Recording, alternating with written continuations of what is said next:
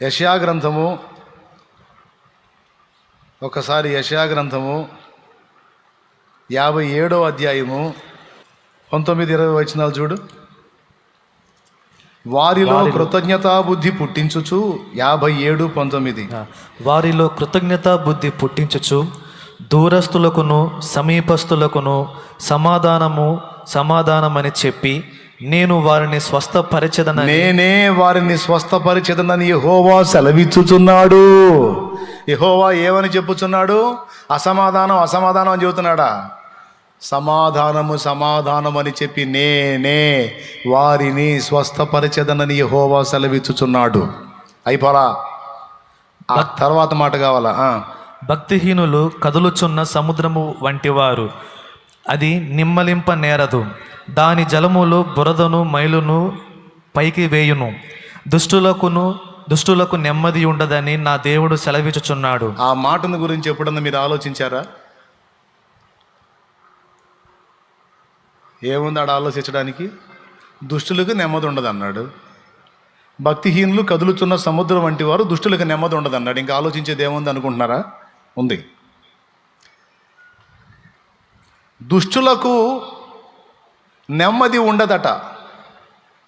అంటే ఇప్పుడు ఇక్కడ కూర్చున్న వాళ్ళలో నెమ్మది లేకుండా కలవరంలో బతుకుతున్న వాళ్ళు ఏ లిస్టులోకి వచ్చారో ఆలోచించుకోండి. వామ్మో, ఏ క్యావురే! మరి అదే, దేవునికి స్తోత్రం కలుగును గాక. మళ్ళీ చెబుతా, నేను చెప్పింది అర్థమైందా మీకు? అంత తేలిక అర్థం కాదనుకుంటున్నాను. అర్థం అయితే చేతులు ఎత్తండి, అర్థం అయిందన్నాని. ఏమర్థమైంది?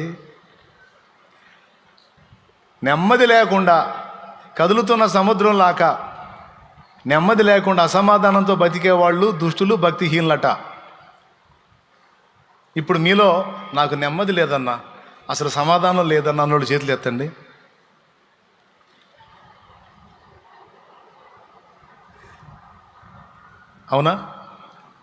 అవునా? నెమ్మది లేదు, సమాధానం లేదు, కష్టాల్లో ఉన్నాం, కలతల్లో ఉన్నాం. మరి అట్టయితే మీరు ఈ లిస్టులోకి వస్తున్నారు. ఏ లిస్టులోకి వస్తున్నారు? భక్తిహీనుల లిస్టులోకి వస్తున్నారు. మరి భక్తుల పని ఏంటి అంటే ముగ్గురు నలుగురు చేతులు ఎత్తే వాళ్ళకి అర్థం కాల. మిగతా వాళ్ళందరికీ అర్థమైంది. ఎందుకు అర్థం కాదు? ముదురులు మావులోళ్ళ. ఇప్పుడు చెప్తున్నాను వినండి. భక్తి పరులకు దేవుని మీద ఆనుకునే మనసు ఉంటుంది. దేవుని మీద ఎవరైతే పరిపూర్ణంగా ఆనుకుంటారో, ఆధారపడతారో, వాళ్ళ నెమ్మదికి ఏ ఢోకా ఉండదు. ఒక పక్క ఊరు కొట్టకపోతున్నా సరే నిమ్మళముగా నెమ్మదిగా ఉండగలుగుతారు. భక్తుల తత్వం అది.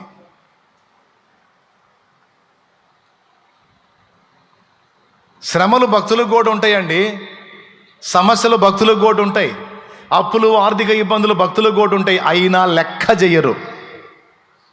ఎందుకంటే వాళ్ళు విశ్వాసులు విశ్రాంతిలో బ్రతుకుతుంటారు.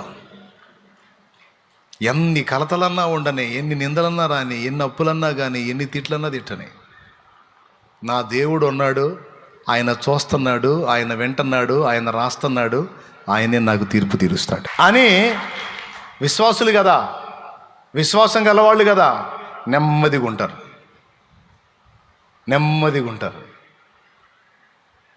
ప్రశాంతంగా ఉంటారు. మరి దుష్టులకి విశ్వాసం ఉండదు. విశ్వాసం లేని హృదయాలను దుష్ట హృదయం అన్నాడు. వాళ్ళకి నెమ్మది ఉండదు అన్నాడు. ఇప్పుడు ఇక నెమ్మది లేని జీవితం జీవించొద్దు. ఇక నుంచి నా దేవుడు ఉన్నాడు, నేను ఆయన మీద ఆనుకున్నాను, ఇది మొదలుకొని నాకు నెమ్మది, సమాధానం. చెప్పండి, నేను నా దేవుడి మీద ఆనుకున్నాను, నా హృదయం నెమ్మదిగా ఉంది, ఏదైనా ఆయనే చూసుకుంటాడంటే చేయొచ్చు. దేవుడు నన్ను బలి ఆడిస్తాడు ఒక్కోసారి. నేను చెప్తా, ఎప్పుడన్నా ఇప్పుడు నాకు కూడా ఒత్తిళ్ళు ఉంటాయి కదా, సమస్యలు, ఇబ్బందులు, కొంతమంది అన్యుల ద్వారా, అలాగే ఈ పరిచర్య, దాని విస్తరణ, కొన్ని చోట్ల స్థలాల వివాదాలు, నాకు కూడా నెమ్మది లేని స్థితిలో వస్తాయి. నెమ్మది లేకుండా నేను కలతతో కలతతో ఇబ్బంది పడతా, ఆవేదన పడతా, దేవుడు ఏం చెబుతాడని వాక్యం తీశాను అనుకో, యెషయా 57 వచ్చింది.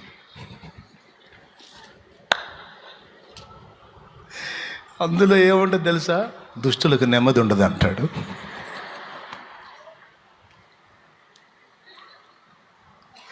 నీకు అర్థమైందా? అప్పుడు నేను మళ్ళీ ఎట్లా ఉంటుంది సార్, నాకెందుకు నెమ్మది లేదు, నాకు నువ్వు ఉన్నావు, నాకు నువ్వు ఉన్నావు, నేనేం దిగులు పడలేదు, విచారపడలేదు, కాకపోతే కొంచెం టెన్షన్ పడ్డా అంతే, మనకి ఇంకా అబ్బాయి ఏం లేదు అని చెప్పి ఒక్క దెబ్బకి తుప్పు వదిలినట్టు అయింది నాకు. ఒక్కటే మాట కొట్టి దిమ్మ తిరిగినట్టు.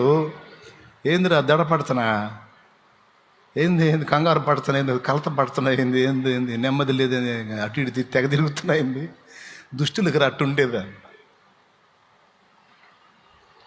దుష్టులకు అట్టుండేది.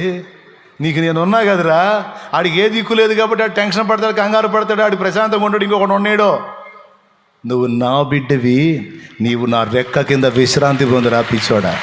సురక్షితమైన నా రెక్కల నీడలో నువ్వు ఉన్నావన్న సంగతి మర్చిపోకురా విర్రోడా. వెర్రిమాలోకం ఏంటో నువ్వు, ఎక్కడున్నారో నువ్వు?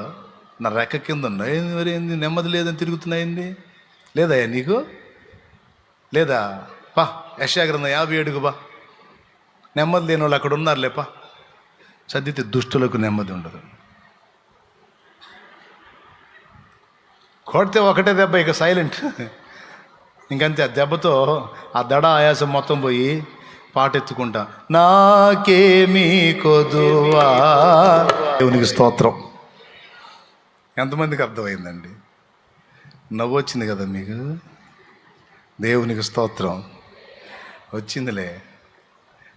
ఒక్కోసారి సౌమ్యంగా చెబుతాడు, చిరాకు పుట్టిందని ఎట్లాంటివి చూపిస్తాడు వచనాలు. భక్తిహీనులేరా, కదులుతున్న సముద్రంలాగా ప్రశాంతంగా ఉండండి, నువ్వు భక్తిహీనుడివా? దుష్టులేరా, నెమ్మది లేకుండా గందరగోళం అయిపోయేది, నువ్వు దుష్టుడివా, నువ్వు దుష్టురాలివా? ఎందుకట్ట అవుతున్నావు మరి? అవిశ్వాసివా నువ్వు?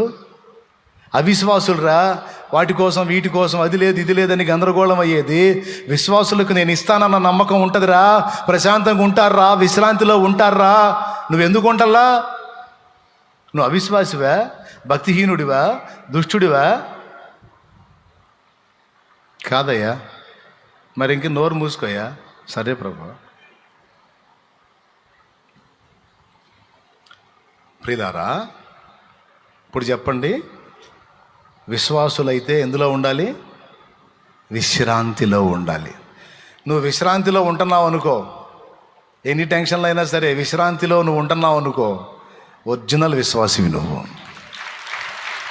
ఒరిజినల్ సరిగా అన్నమాట. కొండంత ఆపదలు చుట్టుముట్టి ఉన్నా నువ్వు ధైర్యంగా, నిమ్మళంగా, నెమ్మదిగా ఉన్నావు అనుకో, ఒరిజినల్ సరుకు అన్నమాట, ఒరిజినల్ విశ్వాసి. ఊరకూరకనే కదిలిపోతున్నావు అనుకో, ఇది డౌటే,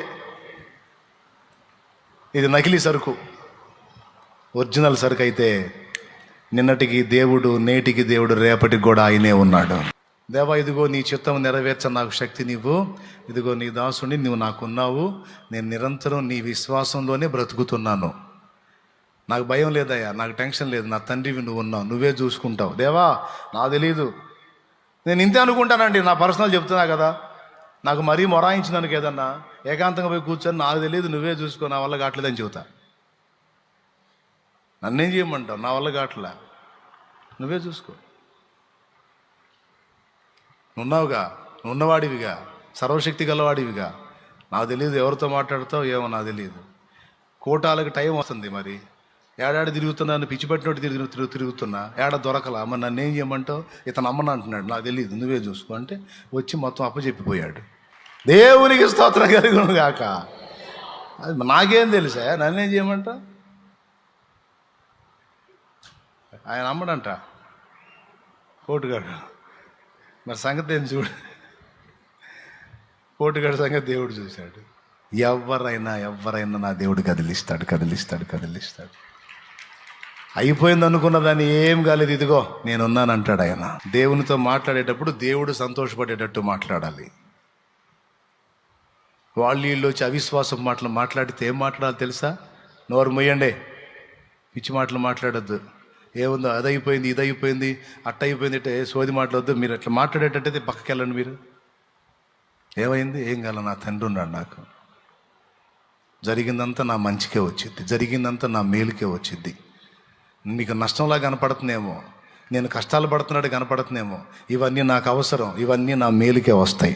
మీకేం తెలుసు? ఇవన్నీ నా మేలుకే వస్తాయి, మీకేం తెలిసి వచ్చింది? మాట్లాడుతున్నారు పెద్ద. ఎవరు మూసిపండే. నీ మనసుతో మాట్లాడేటప్పుడు నీ మనసుతో కూడా నువ్వు మాట్లాడుకోవాలి. మనసు కోతి లాంటిది, గంతులేస్తుంటుంది. ఏయ్ మనసా, ఏమిటే గంతులేస్తున్నావు? ఏమిటే భయపడుతున్నావు? ఏమిటే ఏదేదో అయిపోతుంది అన్నట్టు ఆందోళన పడుతున్నావు? పిచ్చి మనసా, ఏమైంది? నీ మనసుకు కూడా నువ్వు సమాధానం చెప్పుకోగలగాలి. నీ మనసుకు కూడా నువ్వు వాక్కు రిలీజ్ చేయాలి. మనసు అంటది అయిపోయింది, అంతా అయిపోయింది, కొంప మునిగిపోయింది, ఏదో జరగబోతుంది, ఏదో అయిపోబోతుంది, ఏదో జరగబోతుందని మనసు అంటుంటే ఏమీ జరగట్లేదు. అంతా మనకి ఫేవర్గానే జరిగిద్ది, అంతా మనకి ప్లస్సే అయిద్ది, అంతా మనకి మంచిగానే జరిగిద్ది. అది ఎన్ని వంకరలు తిరిగినా మనసా, అది మనకి ప్లస్ అయిద్ది. ఎందుకో తెలుసా? దేవుడు మన పక్షమున ఉన్నాడు. దేవుడు మన పక్షమున ఉన్నాడు. సమస్తము సమకూర్చి మేలుకు తెస్తాడు. ఏదన్నా జరగని అది అడు తిరిగి ఇటు తిరిగి మంచికే. మీకు గుర్తుండాలి. ఎందుకంటే ఇలా సమస్తము సమకూడి నా మేలు కొరకు జరుగుద్ది. మనసా అంతా మనకి మంచి జరిగితే. జనాలకు చెప్పడం కంటే ముందు మన మనసుకు చెప్పుకోవాలి. చెప్పండి, నీ మనసుకి, మనసా చెప్పు, నా మనసా కలత చెందకు. చెప్పు, మనసా కలత చెందకు, సమస్తము సమకూడి మన మేలుకే జరిగింది. ఎందుకనగా చెప్పు, ఎందుకనగా మనం దేవుణ్ణి ప్రేమిస్తున్నాం. దేవుడు చెప్పు, దేవుడు మనల్ని ప్రేమిస్తున్నాడు. మనం ఆయన్ని ప్రేమిస్తున్నాం, ఆయన మనల్ని ప్రేమిస్తున్నాడు. ఇక్కడ పరస్పర ప్రేమానురాగాలు కొనసాగుతున్నాయి కనుక ఏది జరిగినా మనకు మేలే మారిద్ది. ఇది నీ మనసుకి ఇవ్వాల్సిన సాక్ష్యం. ఇంకొకడు ఉన్నాడు, సిగ్గులేనాడు, సైతాను. వాడితో కూడా వాక్కు రిలీజ్ చేయాలి. వాడికి కూడా వాక్కు రిలీజ్ చేయాలి. వాడికి ఏం వాక్కు రిలీజ్ చేయాలో తెలుసా? మీకా గ్రంథము 7వ అధ్యాయము 8వ వచనం రిలీజ్ చేయాలి వాడికి. అది మీకా గ్రంథము 7వ అధ్యాయము 8వ వచనం, నా శత్రువా నా మీద అతిశయపడకము. 9వ వచనం 8, 9 కూడా చదవాలి. 8 చదువు. నేను క్రింద పడినను తిరిగి సైతాన్, ఇదిగో విను, నా శత్రువా నా మీద అతిశయింపవద్దు. నేను క్రింద పడినను తిరిగి లేతును, నేను అంధకారమందు కూర్చున్నను, యెహోవా నాకు వెలుగుగా నుండును. ఏందిరా నువ్వు నన్ను గెలిచేది? ఎరా లూసి, ఏంది నువ్వు నన్ను గెలిచేది? నీ బొంద. ఆత్మీయ జీవితంలో తొట్టుపడ్డానని నా దగ్గరకు వచ్చి భయపెడుతున్నావా? నా శత్రువా నా మీద అతిశయింపవద్దు, నేను క్రింద పడినను తిరిగి లేతును, నేను అంధకారమందు కూర్చున్నను, యెహోవా నాకు వెలుగుగా నుండును. 9వ వచనం చూడను ఏముందో. నేను యెహోవా దృష్టికి పాపము చేసి తిని గనుక ఆయన నా పక్షమున వాద్యమాడి నా పక్షమున న్యాయము తీర్చు వరకు నేను ఆయన కోపాగ్నిని సహింతును. ఆయన నన్ను వెలుగులోనికి రప్పించును, ఆయన నీతిని నేను చూచెదను. అదండి ఉండాల్సిన డైలాగు. ఎప్పుడన్నా దెబ్బతిన్నప్పుడు కూడా మనం ఏమన్నా తెలుసా? సైతాన్ గాడి అనుకుంటూ వస్తాడు. వాడు సిగ్గుంటుందిగా, ఎకిలి నవ్వులు నవ్వుకుంటూ వస్తాడు నీ దగ్గరికి అనుకుంటా. అప్పుడు చెప్పరా, శత్రువా నా మీద అతిశయపడవద్దు, నేను క్రింద పడినను తిరిగి లేతును. ఎందుకు? నా దేవుడే నన్ను నిలబెడతాడురా. నా దేవుడే కృంగిన వేళలో నన్ను లేవనెత్తిన చిరునామా ఆయనే. అది అది నేను కింద పడితే అంత వదిలేస్తాడు అనుకునేది నన్ను. మళ్ళా చెయ్యిస్తాడు, లెగుస్తాను నేను కింద పడ్డాను, ఆయన నన్ను తన్నాడు, ఆయన కోపాగ్ని నా మీదకి వచ్చింది, భరిస్తా. ఇది నాకు ఆయనకి నాకు సంబంధించిన విషయం. నువ్వెవడివిరా నా ముందుకు వచ్చి అంటున్నావు? ఆయన మా నాన్న, నేను ఆయన కొడుకుని. ఆయన మా నాన్న, నేను ఆయన కూతుర్ని. మా తండ్రి కూతుళ్ళ వ్యవహారం మా తండ్రి కొడుకులే వారు, నీకెందుకురా లూసి? నా శత్రువా, నా మీద అతిశయింపవద్దు. నేను కింద ఉండేవాడిని కాదు, నన్ను నా తండ్రి లేపుతాడు. లేవనెత్తువాడు నా దేవుడు. ఏం చేస్తాడు? శృతి ఉన్న పాటలకు విలువలు ఉన్నట్లే కృతజ్ఞతనిచ్చావు, కృపలో నిలిపావు. నా దగ్గరికి వచ్చి అనాల్సిన అవసరం లేదురా. నువ్వు నా దగ్గరికి వచ్చి నువ్వు ఎగతాళి చేయాల్సిన అవసరం. నీ బతుకు చూసుకో, నీకు మూడింది చూసుకో. అగ్నిగుండం నీకుందిరో, బ్యాండ్ మేళం నీకుంది, ఇంక అయిపోయింది. నీ టైం దగ్గరికి వచ్చింది, వస్తున్నాడు. నా దగ్గరికి వచ్చి నన్ను ఎగతాళి చేస్తున్నా. వాడు వస్తాడు, నీ మనసులోకి వస్తాడు, నీ మనసుని కదిలిస్తుంటాడు, వాడు సిగ్నల్స్ పంపిస్తుంటాడు. అయిపోయిందిగా నీ పని, చేసావుగా, తేడా పడ్డావుగా, జారి పడ్డావుగా, నడువులు ఇరిగినాయిగా, అయ్యిందిగా నీకు. ఇంకెట్ట ఒప్పుకుంటాడులే దేవుడు. పెద్ద అసహ్యుడివి నువ్వు, అసహ్యురాలివి నువ్వు నీ బతుకు, నీ కథ నీ మనసులోకి పంపిస్తుంటాడు వాడు సిగ్నల్స్. అప్పుడు వేయాలా కేకరేయ్, నువ్వెవడివిరా? అడుగులు జారి పడ్డా, నా తండ్రిని వేడుకుంటా. నేను తేడా పడ్డందుకు నన్ను తంతాడు, సహిస్తా. కోపాగ్ని తట్టుకుంటా. అయితే కోపించుచునే వాత్సల్యం చూపేవాడు రా మా నాన్న. కోపించుచునే వాత్సల్యము నాపై. అదిరా మా నాన్న అంటే. మా నాన్నకి హక్కు ఉందిరా, నన్ను తన్నే హక్కు ఉంది, నన్ను చంకనెత్తుకునే హక్కు ఉంది, నన్ను భుజాన్ని వేసుకునే హక్కు ఉంది. మా నాన్న నన్ను గద్దించే హక్కు ఉంది. నేను అడుగులు జారితే నన్ను ఒక తన్ను దాన్ని సరిచేసే హక్కు ఉందిరా. శత్రువా, నా మీద అతిశయపడుకొని వాడికి సంధియకూడదు. సైతాన్తో కూడా మాట్లాడాలి మనం. వాడికి రిలీజ్ చేయాల్సిన వాక్ ఇదే, నా మీద అతిశయపడద్దు, నేను ఆయన కొడుకుని, నేను ఆయన కూతుర్ని. నీకేం సంబంధం? నువ్వెవడు అసలు? నీ బతుకు చూసుకున్నావు. కలవరి సిలువలో ఓడిపోయావు నువ్వు, మరెన్నడూ బాగు చేయకుండా నాశనం అయిపోయావు నువ్వు. రేపు నిత్యము మండే అగ్ని, గాఢాంధకారపు అగ్ని నీ కోసం కాచుకొని ఉంది. గాఢాంధకారంలో అగ్ని నీ కోసం కాచుకొని ఉంది. నువ్వేమో అగ్నిగుండం పాలవుతావు. నేను తిరిగి లేచి నా తండ్రితో కూడా నేను ఏలతాను. నేను నా తండ్రితో పాటు, నా ప్రభుతో పాటు పరిపాలిస్తాను. నువ్వేమో అగ్నిలో యాతన పడతావు. అది నీ ఫ్యూచర్, అది నా ఫ్యూచర్. ఇది క్యావరే జావ్, బద్మాష్ జావ్. అది ఎంతమందికి అర్థమైంది? సైతానికి అదే సమాధానం చెప్పాలా, సైతాను సంబంధులకు కూడా అదే సమాధానం చెప్పాలి.